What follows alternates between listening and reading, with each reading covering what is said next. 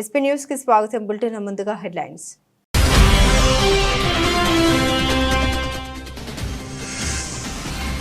America గడ్డపై ప్రధాని మోదీ సంచలన ప్రకటన. అక్రమ వలసదారుల్ని వెనక్కి తీసుకురావడంపై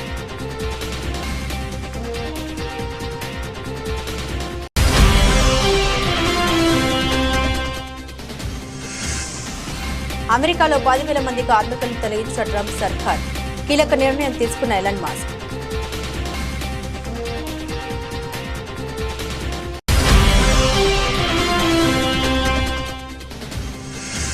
మహాకుంభమేళా మరో రికార్డ్, చరిత్ర తిరగరాస్తున్న త్రివేణి సంగమం.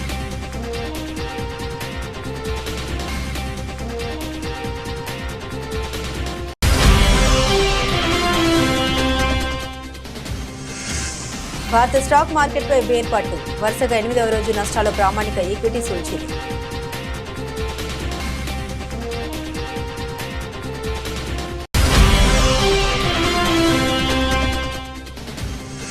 మహిళల ప్రీమియర్ లీగ్ 3వ సీజన్కు అదిరే ఆరంభం.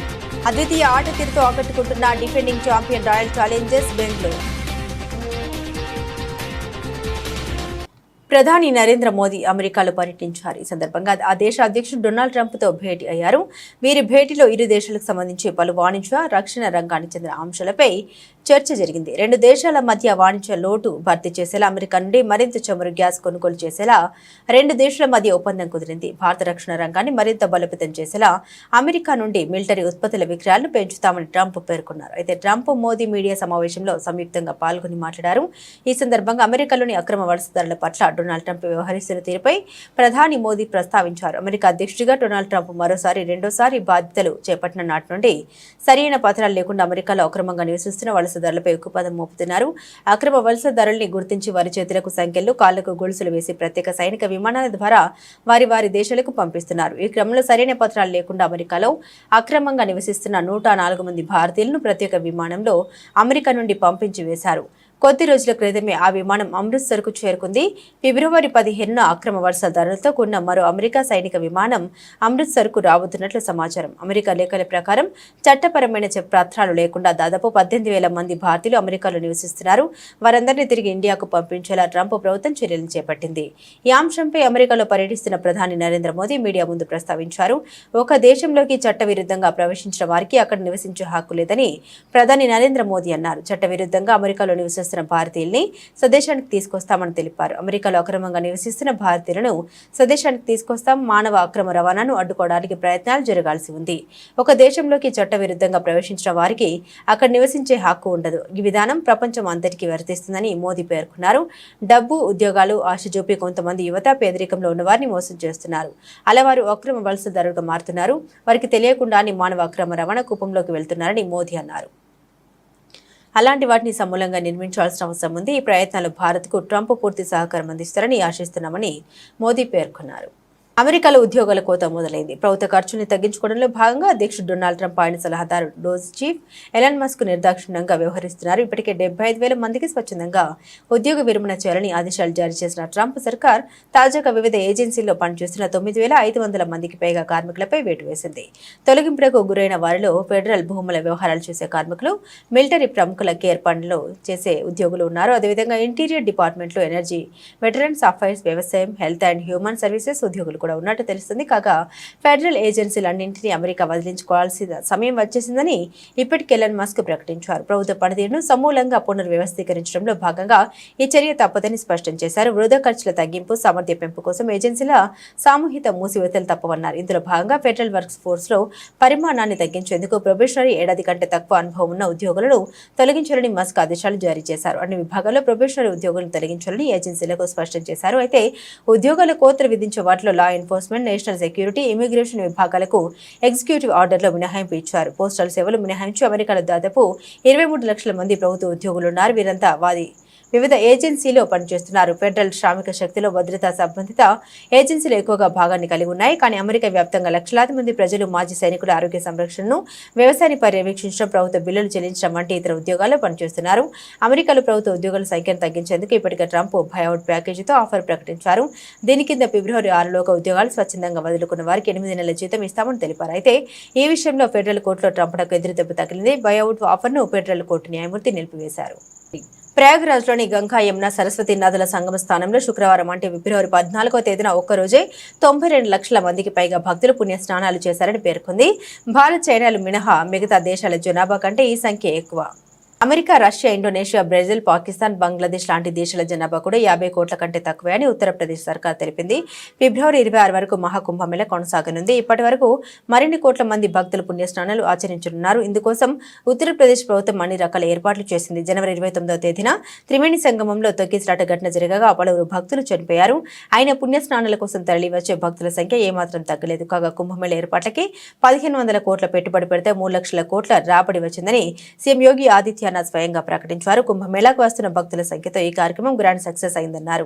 మహారాష్ట్ర ముఖ్యమంత్రి దేవేంద్ర ఫడ్నవీస్ తన సతీమణి అమృత ఫడ్నవీస్ కుమార్తె దివిజలతో కలిసి ప్రయాగ్రాజ్లోని త్రివేణి సంగమంలో పుణ్య స్నానాలు చేశారు. మహాకుంభమేళలో భక్తుల కోసం అద్భుతమైన ఏర్పాట్లు చేశారని దేవేంద్ర ఫడ్నవీస్ తెలిపారు. ఇందుకు గాను ఉత్తరప్రదేశ్ ముఖ్యమంత్రి యోగి ఆదిత్యనాథ్కు ఆయన అభినందన తెలిపారు. మహాకుంభమేళకు వస్తున్న ప్రతి భక్తుడు సంతోషంగా ఉన్నాడు. భారీ సంఖ్యలో భక్తుల రాకతో ఈసారి మేళ సరికొత్త రికార్డు సృష్టించిందని దేవేంద్ర ఫడ్నవీస్ తెలిపారు.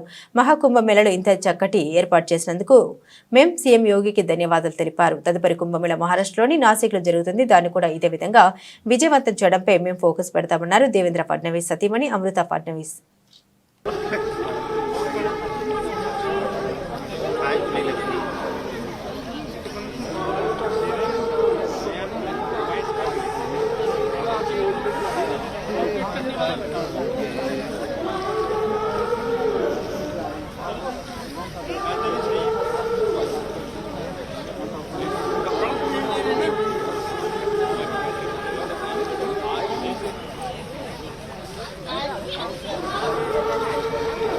దెందులూరు టీడీపీ ఎమ్మెల్యే చింతమనేని ప్రభాకర్పై ముఖ్యమంత్రి నారా చంద్రబాబు నాయుడు తీవ్ర అసహనాన్ని వ్యక్తం చేశారు. చింతమనేని దుర్భాషల వీడియో ఒకటి సోషల్ మీడియాకి ఎక్కడంతో చంద్రబాబు ఆగ్రహం వ్యక్తం చేశారు. మనం అధికారంలో ఉన్నామని ఇలా సహనం కోల్పోయి వ్యవహరించడం తగదని హితో పలికారు. భవిష్యత్తులో ఇలాంటివి జరగకుండా చూసుకోవాలని తెలిపారు. ఇంతకీ ఏం జరిగిందంటే ఓ వివాహ కార్యక్రమానికి వెళ్లిన చింతమనేని కారుకు మాజీ ఎమ్మెల్యే అభయ చౌదరి కారు అడ్డుగా ఉండడం వివాదానికి దారితీసింది. ఈ గొడవ గురించి చంద్రబాబుకు వివరించేందుకు చింతమనేని నిన్న మంగళగిరిలోని టీడీపీ కార్యాలయానికి వెళ్లారు. వైసీపీ నేతలు కావాలని రెచ్చగొట్టలే ప్రవర్తించారు. ఆయన చంద్రబాబుకు ఫిర్యాదు చేశారు. ఈ నేపథ్యంలో చంద్రబాబు ఇలా స్పందించారు. నిన్న గన్నవరం మాజీ శాసనసభ్యుడు వంశీ గారిని అరెస్ట్ చేస్తే వైఎస్ఆర్ పార్టీ వాళ్ళు అక్రమంగా వంశీ ఏ తప్పు చేయలేదు, కావాలనే కక్ష సాధింపు చర్యలో భాగంగా వంశీని అరెస్ట్ చేశారు అని మాట్లాడుతున్నారు. అంటే వంశీ ఏ తప్పు చేయకోకుండానే తెలుగుదేశం పార్టీ గన్నవరం కార్యాలయం తగలబడిందా, ధ్వంసమైందా, లేదంటే మాకు మేమే పెట్టుకుని వంశీ మీద నెట్టడం జరిగిందా? ఈ విషయాలన్నీ ఆ రోజున మీరు అధికారంలో ఉన్నప్పుడు మీ అధికారాన్ని అడ్డం పెట్టుకుని తప్పించుకోవడానికి ప్రయత్నం చేశారు. మీకు అలవాటు, ముఖ్యంగా వైఎస్ఆర్ పార్టీ నాయకులకి, కార్యకర్తలకి, వాళ్ళ మాజీ శాసనసభ్యులకి, ఇప్పుడున్న శాసనసభ్యులకి, ఇప్పుడున్నటువంటి రాష్ట్ర అధ్యక్షుడికి ఆయన స్కూల్లో నేర్చుకున్నటువంటి విద్యలే ఇవన్నీ. మీకు అక్రమ కేసులు పెట్టడం, ప్రతిపక్ష పార్టీ వాళ్ళని హౌస్ అరెస్ట్ చేయటం, బయటికి రానికపోవటం, అవసరమైతే ఎన్కౌంటర్ చేస్తాను అని చెప్పి చింతపల్లి ఫారెస్ట్లోకి తీసుకెళ్ళటం, ఇలా బెదిరించటం, కొంతమందిని భూమి మీద లేకుండా చేయటం మీకు సాధ్యపడింది. మా మాజీ స్పీకర్ కోడెల శివప్రసాద్ గారు ఆత్మహత్య చేసుకునేలాగా ఆయన్ని ప్రేరేపించింది మీరు కదా? ఆ పరిస్థితికి ఆయన రావడానికి, ఆయన భూమి మీద లేకపోవడానికి కారణం మీ వైఎస్ఆర్ పార్టీ, జగన్మోహన్ రెడ్డి ప్రభుత్వం కాదా అని అడుగుతున్నాం. ఆ రోజున మాకు జరిగితే ఒకటి, ఈ రోజున చేసిన నేరానికి, చేసినటువంటి తప్పుకి ఈ రోజున వంశీని పెట్టారు, రేపొద్దున కొడాల నానిని పెడతారు, ఎల్లుండి ఇంకొకరిని పెడతారు, అవటాలను ఇంకొకరిని పెడతారు. ఈ చట్టాన్ని అమలు చేసే క్రమంలో కొద్దిగా టైం డిలే కావచ్చేమో, కానీ నేరం చేసిన వాడు చట్టం ముందు తప్పించుకోవటానికి వీల్లేదు. ప్రతి వాడిని తీసుకుని వచ్చి వాళ్ళు చేసినటువంటి నేరాల్ని రుజువు చేసి కటకటాల పంపటం జరుగుతుందని చెప్పి కూడా ఈ సందర్భంగా మీ అందరికి కూడా తెలియజేస్తా ఉన్నాం. నిన్నేదో పెద్ద పోటుగాళ్ళలాగా అంబటి రాంబాబు, మీకు తెలుసు కదా రాంబాబు అంటే అంబటి, రాత్రిపూటేమో ఆయన కామబాబు, పగలపూటేమో రాంబాబు. ఈయన చెప్తున్నాడు నీతి కౌరులు మహాత్మా గాంధీ దగ్గర నేర్చుకుని వచ్చినట్లుగా. డీజీపీ గారు ఆఫీస్కి వెళ్ళాడట, ఈ పుడింగ్ వస్తున్నాడని డీజీపీ గారు అక్కడ ఇంటర్వ్యూ ఇవ్వలేదట. ఈయనకు ఒక శాసనసభ్యుడు కూడా కాదు, నువ్వు మాజీ మంత్రి అయితే అయ్యి ఉండొచ్చేమో. కనీసం నీకు పోలవరంలో నీకు మంత్రి ఇచ్చి ఇంకా దిగదారు చేశాడు పోలవరం ప్రాజెక్ట్ని జగన్. దేనివల్ల నీకు క్యూసిక్కి దీనికి తేడా తెలియనటువంటి, టీఎంసీకి తేడా తెలియనటువంటి మనిషివి. క్యూసిక్స్ అంటే ఏంటో, టీఎంసీస్ అంటే ఏంటో కనీసం ఆ వ్యత్యాసం కూడా తెలుసుకోకుండా ఆ శాఖ మంత్రిగా ఉండి పోలవరాన్ని పడుకోబెట్టి గైడ్ బండి పోయి అనేక విధాలుగా దాన్ని సర్వనాశనం చేసింది జగన్మోహన్ రెడ్డి ప్రభుత్వం. ఇంకా రాంబాబు గురించి చెప్పాలంటే మాటలతో చెప్పేది కాదు. ఇవాళ కోడెల గారు లేకపోవడానికి కూడా కారణం రాంబాబు పెట్టినటువంటి ఆ రోజున ఆ యొక్క హెరాస్మెంట్ వల్లే అన్ని కేసులు పడి ఇంత బతికి నేను ఇంకా భూమి మీద ఉండాలా అని ఆయనగానే ఆత్మహత్య చేసుకునే విధంగా ప్రేరేపించారు. ఆ రోజునే ఈ రోజున కంప్లైంట్ ఇచ్చి అయినా సరే నీ మీద 306 కట్టాలి. ఆ యొక్క చనిపోవడానికి ఆయన కారణం పరోక్షంగా నువ్వు, నీ జగన్మోహన్ రెడ్డి కాబట్టి మీ ఇద్దరి మీద 306 కట్టాలని చెప్పి నేను డిమాండ్ చేస్తా ఉన్నా ఈ ప్రభుత్వాన్ని. నిజంగా మీరిద్దరూ ఆ సెక్షన్ కింద నేరస్తులుగా మిగులుతారని చెప్పి కూడా ఈ సందర్భంగా నేను గుర్తు చేస్తున్నా. ఇవాళ ఏదో ఈయన వచ్చాడట, డీజీపీ గారికట తెలియాలట, మా మాజీ మంత్రులు అప్పుడున్నటువంటి శాసనసభ్యులు స్వయంగా డీజీపీ గారిని కలవటానికి వెళ్తేనే మీ ప్రభుత్వంలో అపాయింట్మెంట్ ఇవ్వకోకుండా, గేట్లలోంచి రాకోకుండా వెనక్కి తిప్పి పంపిన సంఘటనలు అనేకం. నీ డీజీపీ ఆఫీస్ పక్కన ఉన్నటువంటి మా రాష్ట్ర కేంద్ర పార్టీ ఆఫీస్ ఉంటే దాన్ని ధ్వంసం చేస్తుంటే రక్తం గారి మా దాంట్లో ఉన్నటువంటి మా ఉద్యోగస్తులు, నాయకులు పరుగులు పెడుతుంటే, అల్లాడిపోతుంటే ఆ రోజున డీజీపీ ఏమయ్యాడు? ఆ రోజున ముఖ్యమంత్రి ఏమయ్యాడు? యాదాద్రి భువనగిరి జిల్లా ఖమ్మంలో జరిగే బీసీ రౌండ్ టేబుల్ సమావేశానికి పర్యటక వెళ్తున్న ఎమ్మెల్సీ కవితకు చౌటుప్పల్ పట్టణ కేంద్రంలో మునుగోడు నియోజకవర్గ ఇన్ఛార్జ్ కూసుకుంట్ల ప్రభాకర్ రెడ్డి ఆధ్వర్యంలో ఘన స్వాగతం పలికారు బీఆర్ఎస్ పార్టీ కార్యకర్తలు. అనంతరం కవిత మీడియాతో మాట్లాడారు. నేడు ఖమ్మం జిల్లాలో జరుగుతున్న బీసీ రౌండ్ టేబుల్ సమావేశానికి వెళ్తున్నాను. మునుగోడు నియోజకవర్గం ఘన స్వాగతం పలికారు. మునుగోడు నియోజకవర్గంలో రాజగోపాల్ రెడ్డి అధికారంలో ఉన్నారు. ఈ ప్రాంత ట్రిబుల్ ఆర్ రైతులు చాలా ఇబ్బందులు పడుతున్నారు. ట్రిబుల్ ఆర్ రైతులకు గతంలో ముఖ్యమంత్రి రేవంత్ రెడ్డి అండగా ఉంటారని తెలిపారు. ఈరోజు ఖమ్మం జిల్లాలో జరుగుతున్నటువంటి బీసీ రౌండ్ టేబుల్ సమావేశానికి హాజరవడానికి వెళ్తూ మార్గం మధ్యలో మరి మునుగోడు నియోజకవర్గంలో చౌటుప్పల్ మండలంలో మా నాయకులను అందరినీ కూడా కలవడానికి ఆగడం జరిగింది. ఇక్కడ మునుగోడు మండలంలో మరి కాంగ్రెస్ పార్టీ నుండి రాజగోపాల్ రెడ్డి గారు అధికారంలో ఉన్నారు, వారు ఎమ్మెల్యేగా ఉన్నారు. ఇక్కడ ముఖ్యమంత్రి గారు ఆనాడు వచ్చి ట్రిపుల్ ఆర్ సమస్యనే లేకుండా చేస్తా, నేను మమ్మల్ని గెలిపించండి, మేము ఎటువంటి ఇబ్బంది లేకుండా ట్రిపుల్ ఆర్ని మీ గ్రామాల నుంచి వెళ్లకుండా చేస్తామని చెప్పిండ్రు. కానీ గెలిచి 14 నెలలు అవుతున్న ట్రిపుల్ ఆర్కి సంబంధించినటువంటి బాధితులకు ఎవరికైతే ముఖ్యమంత్రి గారు మాట ఇచ్చారో ఇంతవరకు వాళ్ళు 2000 మంది పైచిలుకుతో కలెక్టరేట్ ముట్టడి చేసినా కూడా కనీసం వాళ్ళని పిలవడం కానీ మాట్లాడడం కానీ చేయకపోవడం అన్నది దారుణం. మీరు ఇచ్చినటువంటి మాటకు నిలబడి గౌరవ ముఖ్యమంత్రి గారు తక్షణమే ట్రిపుల్ ఆర్ బాధితులను పిలిపించుకొని మాట్లాడి వారి సమస్య పరిష్కరించవలసిందిగా నేను డిమాండ్ చేస్తా ఉన్నాను. రాజగోపాల్ రెడ్డి గారు ఈ విషయంలో చొరవ తీసుకోవాలని కూడా మేము డిమాండ్ చేస్తా ఉన్నాం. మరి మునుగోడులో ఉన్నటువంటి అందరికీ కూడా విజ్ఞప్తి చేసేది ఒకటే, తెలంగాణ రాష్ట్రం తెచ్చుకున్నదే, అందరూ బాగుండాలి, అందరం కూడా చక్కగా ఉండాలనే విషయంలోనే.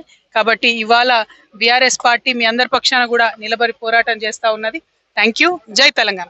జనగామ జిల్లా పాలకుర్తి మండలంలోని బస్టాండ్ ఆవరణంలో గురువారం రోజున ఇద్దరు వ్యక్తులు అనుమానాస్పదంగా తిరుగుతుండటంతో వారి వద్ద ఉన్న బ్యాగులను తనిఖీ చేయడంతో గంజాయి దొరికినట్లు వారు పారిపోతుండగా పట్టుకుని పోలీస్ స్టేషన్ కు తరలించినట్లు పాలకుర్తి సీఐ గట్ల మహేందర్ రెడ్డి గురువారం ఏర్పాటు చేసిన విలేకరుల సమావేశంలో తెలిపారు. వారిని విచారించగా నిషేధిత గంజాయిని రవాణా చేస్తున్నట్లు అంగీకరించారని మహారాష్ట్రలోని తానే జిల్లా నవై ముంబై రబేలేకు చెందిన ఆశీష్ రామ్ నాయక్ యాదవ్, రాహుల్ రామ్ లఖన్ తివారీ ఇద్దరిని అరెస్టు చేసి ఈ రోజు రిమాండ్కు తరలించినట్టు తెలిపారు. వీరిద్దరూ నవీన్ ముంబైలోని మోతిటెక్ అనే ప్రైవేట్ కంపెనీలో పనిచేస్తుండగా ఎక్కువ డబ్బు సంపాదించాలని అత్యాశతో మహారాష్ట్రలోని తానే జిల్లా నవీ ముంబై రబేలేకు చెందిన ఆశీష్ రామ్ నాయక్ యాదవ్, రాహుల్ రామ్ లఖన్ తివారీ ఇద్దరిని అరెస్టు చేసి ఈ రోజు రిమాండ్కు తరలించినట్టు తెలిపారు. వీరిద్దరూ నవీన్ ముంబైలోని మోతిటెక్ అనే ప్రైవేట్ కంపెనీలో పనిచేస్తుండగా ఎక్కువ డబ్బు సంపాదించాలని అత్యాశతో ఒరిస్సా రాష్ట్రంలోని భువనేశ్వర్కు వెళ్లి 1.80 లక్షల విలువ గల 31.7 కిలోల 16 గంజాయి ప్యాకెట్లు కొనుక్కుని రైల్లో ముంబైకి తిరిగి వస్తున్న క్రమంలో వరంగల్ పోలీసులు రైలు తనిఖీలు చేస్తుండగా వారు గమనించి ట్రైన్ దిగి నేరుగా వరంగల్ బస్టాండ్కి వెళ్లి బస్సు ఎక్కి పాలకుర్తికి వచ్చినట్టు తెలిపారు. వారి వద్ద 31.7 కిలోల గంజాయి, 2 మొబైల్ ఫోన్లను స్వాధీనం చేసుకున్నట్టు తెలిపారు. పోలీస్ స్టేషన్ పరిధిలో నమ్మదగిన సమాచారం మేరకు పాలకుర్తి ఎస్ఐ పవన్ కుమార్ తన సిబ్బందితో పాలకుర్తి బస్టాండ్లో ఇద్దరు వ్యక్తులు అనుమానాస్పదంగా కనబడుతున్నారు అనే సమాచారం మేరకు SI Pavan Palakurthi police station నుండి తన సిబ్బందితో మరియు పంచులతో బయలుదేరి పాలకుర్తి బస్టాండ్కి వెళ్ళి అనుమానాస్పదంగా ఉన్న ఇద్దరు వ్యక్తులను విచారించి వారి వద్ద నుంచి 31 కిలో 700 గ్రాముల దగ్గర 32 కిలోల గాంజాను వారి వద్ద నుంచి సీజ్ చేయడం జరిగింది. ఆ ఇద్దరు వ్యక్తుల పేర్లు ఆశీష్ రామ్ నాయక్ యాదవ్ అలియాస్ పాండే, అదేవిధంగా రెండో వ్యక్తి పేరు రామ్ లఖన్ తివారీ అలియాస్ రాహుల్ రామ్ లఖన్ తివారీ అలియాస్ పాండే. వీళ్ళిద్దరు మహారాష్ట్రకు చెందిన నవీ ముంబైలోని థానే డిస్టిక్ చెందినవారు. రెబెలి అనే ప్రాంతంలో ఒక ప్రైవేట్ కంపెనీలో రోజువారీ కూలీ పనులు చేస్తూ ఉంటారు. ఈ క్రమంలో వారు జలసరకు అలవాటు పడి సులువుగా డబ్బులు సంపాదించాలనే ఉద్దేశంతో వారితో పాటు పనిచేసే అన్ను అనే వ్యక్తి గాంజా సప్లై చేస్తున్నాడని తెలుసుకొని అతను భువనేశ్వర్ సిటీ ఒడిశా రాష్ట్రంకి వెళ్ళి అక్కడ అతని దగ్గర ఒక 16 ప్యాకెట్ల గాంజాను, అందాజా 32 కిలోల గాంజాను తీసుకొని వాళ్ళు ట్రైన్లో వస్తూ ట్రైన్ మార్గంలో వెళ్తే పోలీసులకు దొరుకుతారని మళ్ళీ వారు బస్సు మార్గం ద్వారా హైదరాబాద్కి వెళ్దామని పాలకుర్తి బస్ స్టాండ్లో వాళ్ళు వెయిట్ చేస్తున్నప్పుడు పట్టుకోవడం జరిగింది. ఈ కేసులో టోటల్ గాంజా యొక్క విలువ అందాజా 7,92,000 ఉంటుంది. ముఖ్యంగా ప్రజలందరికీ ఒకటే విజ్ఞప్తి, మీ గ్రామంలో కానీ మీ మండలంలో కానీ ఎవరైనా గాంజాకు అలవాటు పడ్డట్టయితే వారి సమాచారం మాకు ఇచ్చినట్టయితే వారికి గాంజా సప్లై చేస్తున్న వాళ్ళు కానీ గాంజాను ఎవరైనా స్టోర్ చేసి రకరకాల మార్గాల ద్వారా ఎవరైతే దాన్ని సప్లై చేస్తున్నారో వారిపైన చర్య తీసుకోవడం జరుగుతుంది. సో ఈ కేసులో వారిని పట్టుకోవడంలో, నేరస్తులను పట్టుకోవడంలో ప్రతిభ చూపిన పాలకుర్తి ఎస్ఐ పవన్ మరియు అతని సిబ్బంది రాజ్ కుమార్, మనోజ్ మరియు ప్రొఫెషనల్ ఎస్ఐ రాజేందర్, అదేవిధంగా ఇతర సిబ్బందిని మా డీసీపీ వెజ్జోన్ సార్, శ్రీ రాజమహేంద్ర నాయక్ సార్ వారికి రివార్డ్స్ అందజేస్తామని వారికి చెప్పి వారి యొక్క ప్రతిభను ప్రశంసించడం జరిగింది. కాబట్టి ప్రజలు ఎవరైనా గాంజాకు అలవాటు పడ్డ వారి యొక్క సమాచారం ఉంటే మాకు తెలియజేయాలి. Thank you. తెలుగుదేశానికి పార్టీ వ్యవస్థాపక రోజు నుండి నేటి వరకు వెన్నెముకగా నిలిచిన బీసీల అభ్యున్నతి కోసం అధికారంలోకి వచ్చిన కూటమి ప్రభుత్వం ప్రత్యేక చర్యలు తీసుకోవడం జరుగుతుందని సీఎం చంద్రబాబు తెలిపారు.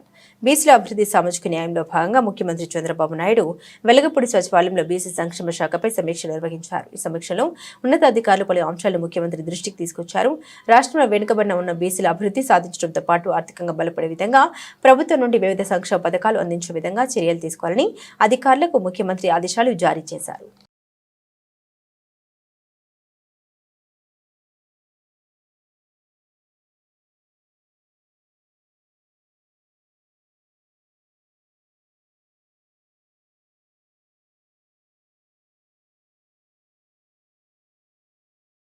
భద్రాద్రి కొత్తగూడెం జిల్లా భద్రాచలం శివారు ప్రాంతంలో పట్టణానికి ఆనుకుని ఉన్న ఆంధ్రాలో కలిసిన చాలా ఎకరాల ప్రభుత్వ భూములు గత కొంతకాలంగా ఆక్రమణకు గురయ్యాయి.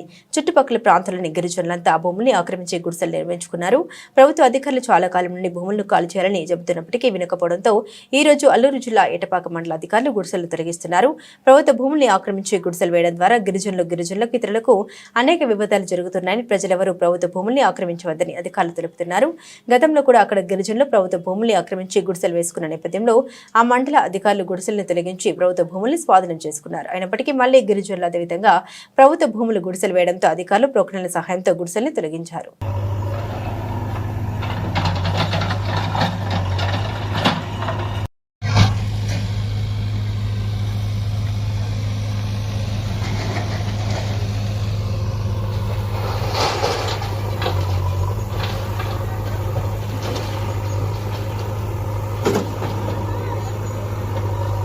ఒక్కసారి అంటే నమ్మి ఐదేళ్లు అధికారం ఇచ్చిన ప్రజలకు వైసీపీ అధినేత జగన్మోహన్ రెడ్డి నరకం చూపెట్టారని విద్యుత్ శాఖ మంత్రి గొట్టిపాటి రవికుమార్ విమర్శించారు. అద్దంకి నియోజకవర్గ పరిధిలోని కొర్షపాడు మండలంలో గుండ్లకమ్మ ప్రాజెక్టు ముంపుకు గురైన ఎర్రబాలెం గ్రామంలో మంత్రి గొట్టిపాటి శుక్రవారం పర్యటించారు. కూటమి ప్రభుత్వం ఏర్పడిన తర్వాత యుద్ధ ప్రాతిపదికన 20 లక్షల వ్యయంతో నూతనంగా నిర్మించిన సీసీ రోడ్లు, సైడ్ డ్రైన్లను ఈ సందర్భంగా మంత్రి ప్రారంభించారు. అద్దంకి నియోజకవర్గ పరిధిలోని 7 ముంపు గ్రామాల ప్రజలతో సమావేశమై వారి సమస్యలను అడిగి తెలుసుకున్నారు. గుండ్లకమ్మ ముంపు గ్రామంలో రోడ్లు, త్రాగునీరు, పాఠశాలలు, దేవాలయాల నిర్మాణంతో పాటు ఇతర మౌలిక సదుపాయాలను వెంటనే కల్పించాలని సంబంధిత అధికారులకు ఆయన ఆదేశాలు జారీ చేశారు.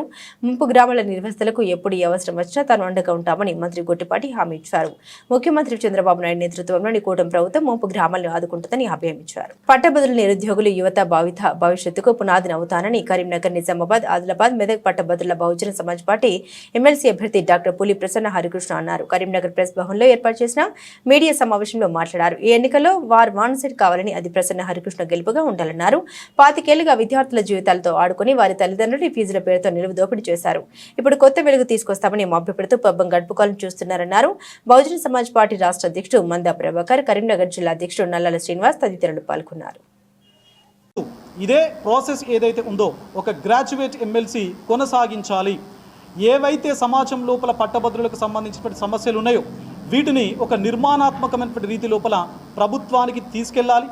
ప్రభుత్వానికి సమస్యలను తీసుకెళ్లడమే కాదు, ఆ సమస్యకు సంబంధించినటువంటి డిఫరెంట్ డైమెన్షన్స్ లోపల సొల్యూషన్స్ కూడా ఇవ్వాలి, అడ్వైజెస్ ఇవ్వాలి, అదేవిధంగా సజెషన్స్ కూడా గ్రాడ్యుయేట్ ఎమ్మెల్సీ ఇవ్వాలి అనేటువంటి లక్ష్యంతో నేను పనిచేస్తున్నాను. వాస్తవానికి డాక్టర్ బిఆర్ అంబేద్కర్ గారి భారత రాజ్యాంగం లోపల పేర్కొన్నటువంటి ఆర్టికల్ 169 కూడా శాసన మండలి ఏర్పాటు కోణం లోపల ఇదే చెప్తుంది. అంటే విభిన్న రంగాలకు సంబంధించినటువంటి ఎవరైతే నిష్ణాతులు ఉన్నారో, అంటే టీచర్ రంగానికి సంబంధించినటువంటి టీచర్ సమస్యల పట్ల టీచర్ ఎమ్మెల్సీ, పట్టభద్రుల సమస్యలను ప్రభుత్వానికి రిప్రజెంట్ చేయడం కోసం ఈ పట్టభద్రుల ఎమ్మెల్సీ, అదేవిధంగా లోకల్ బాడీస్ యొక్క సమస్యలను రిప్రజెంట్ చేయడం కోసం లోకల్ బాడీ ఎమ్మెల్సీ, ఇట్లా రకరకాల ఎమ్మెల్సీ పదవులు మనకు శాసన మండలి వ్యవస్థ లోపల ఆర్టికల్ 169 ప్రకారం భారత రాజ్యాంగం లోపల పొందుపరచడం జరిగింది. మరొక విద్యా వ్యవస్థకు సంబంధించినటువంటి వ్యక్తిగా, పట్టభద్రుల యొక్క సమస్యలు తెలిసిన వ్యక్తిగా, ఆ సమస్యల లోపల నేను మనస్ఫూర్తిగా భాగం అయినటువంటి వ్యక్తిగా, ఆ అనుభవం ఉన్నటువంటి వ్యక్తిగా ఈరోజు నా యొక్క నామినేషన్ దాఖలు చేయడం జరిగింది. సో నేనందరికీ కూడా ఈ 4 ఉమ్మడి జిల్లాల పట్టభద్రులందరికీ కూడా ఒకే మాట చెప్తున్నాను, మీ అందరినీ కూడా రిక్వెస్ట్ చేస్తున్నా, మీరు దయచేసి ప్రసన్న హరికృష్ణ ఈ పదవికి ఏబులా కాదా, వైసీపీ హయాంలో పిల్ల సైకో వంశీ బూతులు చేసిన సభ్య సమాజం తలెదించుకునేలా ఉన్నాయి. వంశీ అరెస్టుతో ఇంతకాలానికి తగిన శిక్ష పడిందని ప్రజలంతా అభిప్రాయపడ్డారు. ఎక్స్ లో పెద్ద సైకో ఈ పిల్ల సైకోకు మద్దతుగా పోస్ట్ పెట్టాడు. ఇప్పటికే వంశీ ఆగడాలు భరించలేక ప్రజలే తగిన బుద్ధి చెప్పి ఓడించారు. వంశీ కొడాలి నాని బూతుల వల్ల కూడా నష్టం జరిగిందని వైసీపీ నేతలు చెబుతున్నారు. ఆ రోజు వారందరితో బండబూతులు తిట్టించిన జగన్ ఇప్పుడు నీతి సూత్రాలు చెబుతాడని టీడీపీ నేత బుద్ధ వెంకన్న మండిపడ్డారు. అందరికీ నమస్కారం. రాష్ట్రంలో జరుగుతున్న పరిస్థితులు అందరికీ తెలుసు. ఏదైతే పిల్ల సైకో ఒక దళితుడని కూడా చూడకుండా అతన్ని బెదిరించి కిడ్నాప్ చేసి కోర్టులో ఉన్నటువంటి కేసుని బలవంతంగా తీసిన కేసులో పిల్ల సైకో వచ్చి అరెస్ట్ అవ్వడం, ప్రజలు ఒక సైకో బయట తిరిగితే ప్రజలకి ప్రమాదకరం, పోలీసులు అరెస్ట్ చేశారనే ప్రజలందరూ కూడా ఆనందోత్సాహాలతో ఉన్న టైంలో పెద్ద సైకోమైనటువంటి జగన్మోహన్ రెడ్డి నిన్న ఎక్స్లో మాట్లాడుతున్నాడు. అసలు జగన్మోహన్ రెడ్డి నిన్న ఎక్స్లో మాట్లాడినటువంటి తీర్పు అయితే జగన్మోహన్ రెడ్డి గురించి పరాకాష్ఠకు తెలియదు అనుకుంటున్నాను. ఎందుకంటే జగన్మోహన్ వంశీ అనే వ్యక్తి గత కొన్ని రోజులుగా బంగారం ధర నేల విడిచి ఆకాశం దిశగా పయనిస్తుంది. దేశీయ మార్కెట్లో నిన్న తొలిసారి 10 గ్రాముల బంగారం ధర 89,000 మార్కును దాటేసింది. నిన్న ఒక రోజే 1300 పెరగడంతో 10 గ్రాముల 24 క్యారెట్ల బంగారం 89,400కు చేరుకుంది. ఈ నెల ప్రారంభంలో 85,000 మార్కును తాకిన పసిడి ధర 15 రోజుల్లోనే 90,000కు చేరుకోవడం గమనార్హం. హోల్సేల్, రీటైల్, నగర వ్యాపారాల నుండి డిమాండ్ పెరగడమే ధరల పెరుగుదలకు కారణమని బులియన్ వర్గాలు చెబుతున్నాయి. ఇక హైదరాబాద్ మార్కెట్లో 24 క్యారెట్ల 10 గ్రాముల బంగారం ధర 87,160గా ఉంది. 22 క్యారెట్ల పసిడి 79,900కు చేరుకుంది. ఇక వెండి ధర కూడా నిన్న కిలోకు 2,000 పెరగడంతో 4 నెలల గరిష్టాన్ని తాకుతూ ₹1,00,000కు చేరుకుంది. భారీ స్టాక్ మార్కెట్పై బేర్పాటు బిగించింది. ట్రంప్ సుంకాల పోటు తరలిపోతున్న విదేశీ సంస్థాగత పెట్టుబడులతో పాటు నిరాశజనకంగా త్రైమాసిక ఆర్థిక ఫలితాల కారణంగా ప్రామాణిక ఈక్విటీ సూచీలు వరుసగా 8వ రోజు నష్టాలు పయనించాయి. శుక్రవారం సెన్సెక్స్ 76,000, నిఫ్టీ 23,000 స్థాయిలను కోల్పోయాయి. సెన్సెక్స్ 199.76 పాయింట్లు క్షీణించి 75,939.21 వద్దకు చేరుకుంది. నిఫ్టీ 102.15 పాయింట్ల నష్టంతో 22,929.25 వద్ద ముగిసింది. చిన్న మధ్య స్థాయి కంపెనీల ప్రాతినిధ్య సూచీలైన బీఎస్ఈ స్మాల్ క్యాప్ ఏకంగా 3.29%, మిడ్ క్యాప్ 2.59% నష్టపోయాయి. కాగా గడిచిన 8 ట్రేడింగ్ సెషన్లలో 2,644.6 పాయింట్లు, నిఫ్టీ 810 పాయింట్లు 3.41% పతనమయ్యాయి. 8 రోజుల్లో 25.31 లక్షల కోట్ల మార్కెట్ సంపద హరించుకుపోయింది. దాంతో బీఎస్ఈ నమోదిత కంపెనీల మొత్తం మార్కెట్ క్యాపిటలైజేషన్ 400.19 లక్షల కోట్లు డాలర్లు పడిపోయింది.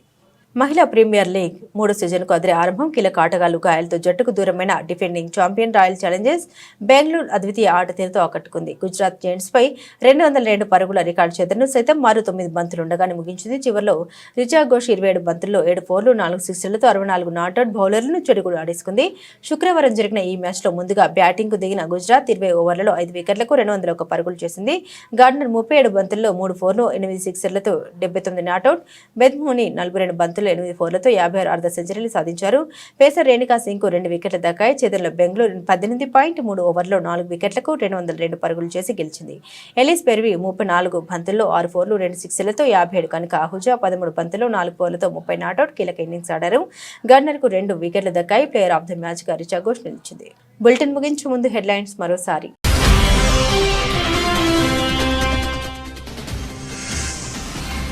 అమెరికా గడ్డపై ప్రధాని మోదీ సంచలన ప్రకటన, అక్రమ వలసదారుల్ని వెనక్కి తీసుకురావడంపై.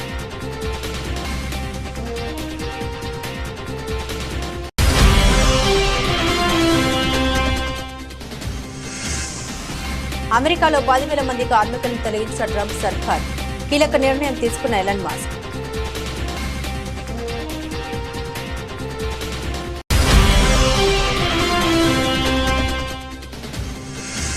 మహాకుంభమేళ మరో రికార్డ్, చరిత్ర తిరగరాస్తున్న త్రివేణి సంగమం.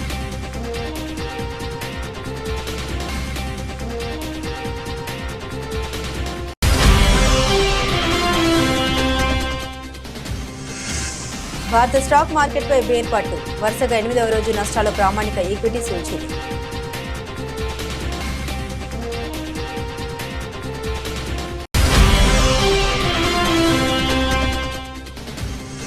మహిళల ప్రీమియర్ లీగ్ 3వ సీజన్కు అదిరే ఆరంభం. అద్వితీయ ఆట తీరుతో ఆకట్టుకుంటున్న defending champion Royal Challengers Bengaluru. ఇవి బులెటిన్లోని విశేషాలు. తిరిగి మరో బులెటిన్తో మళ్ళీ కలుసుకుందాం.